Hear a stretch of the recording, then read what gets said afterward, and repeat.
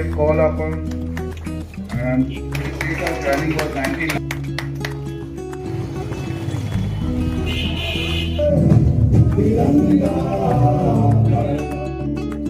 स्वागतम सतशुभ स्वागतम। अनन्या कुमारी देखिए, जिस महान व्यक्ति देशरत्न डॉक्टर राजेंद्र प्रसाद की आज जन्मतिथि के उपलक्ष्य में ये फाउंडेशन डे है। संदेश यही है कि उनके जीवन से हम कुछ सीखें और उनके विचारों को अपने जीवन में समाने की कोशिश करें। और अगर हम थोड़ा बहुत भी उनके विचारों के प्रति हम जागरूक हो पाए, और ये एक ओकेजन है कि हम उनके बारे में, व्यक्तित्व के बारे में पढ़ भी सकते हैं। और इस इंस्टीट्यूट क्योंकि उनके नाम पे रखा गया है, और इस इंस्टीट्यूट की जो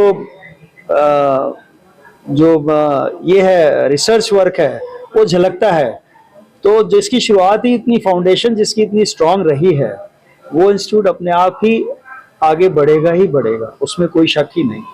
सर, आपका एम्स में जो आज इतना नाम भी किया है बहुत पहले कि कुछ सुधार की जरूरत है, उसके लिए क्या अगला कदम होगा आपके लिए सर?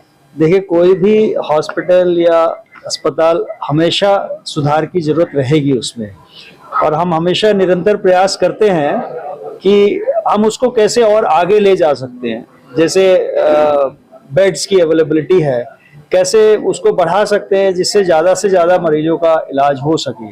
और एम्स का इतना बड़ा नाम है और काफ़ी लोग वहाँ पे उपचार करवाना चाहते हैं, तो हमारी तो यही कोशिश रहेगी कोई निराश होकर ना जाए, और जितनों को हम इलाज कर पाए, अच्छी तरह वर्ल्ड क्लास ट्रीटमेंट दे पाए, ये हमारी कोशिश है।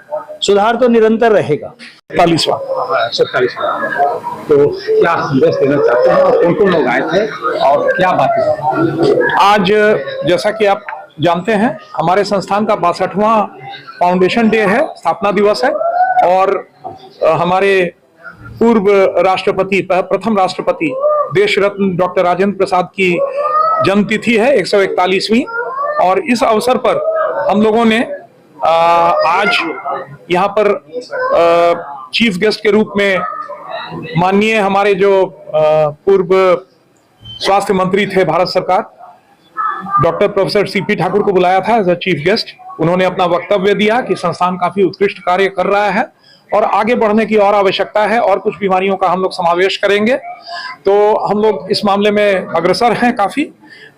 जैसा कि मैंने बताया कि हम लोग अभी विजुअल लिशमैनियासिस पर काम कर रहे हैं, एलिमिनेशन के स्टेज पर आ गया है, लेकिन हम लोग को 27 तक इसे सस्टेन करके रखना है।